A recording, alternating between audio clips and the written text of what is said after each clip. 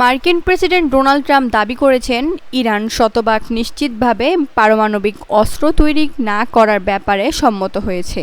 সাম্প্রতিক সংঘাতের পর যুক্তরাষ্ট্র যখন শক্তিশালী অবস্থান থেকে তেহরানের সঙ্গে আলোচনা করছে বলেও জানান তিনি। এক প্রতিবেদনে এ তথ্য জানিয়েছে সংবাদ মাধ্যম মিডল ইস্ট আই। ট্রাম্প আরও বলেন, কৌশলগত হরমুজ প্রণালী এখনও উন্মুক্ত রয়েছে। তার দাবি, গত 23 জুন এই নৌপথ দিয়ে রেকর্ড 1,90,00,000 ব্যারেল তেল পরিবহন করা হয়েছে। তিনি জানান, ইরানের জন্য অবমুক্ত করা কিছু অর্থ ব্যবহার করে যুক্তরাষ্ট্র থেকে গম, সয়াবিন ও ভুট্টা কেনা হবে।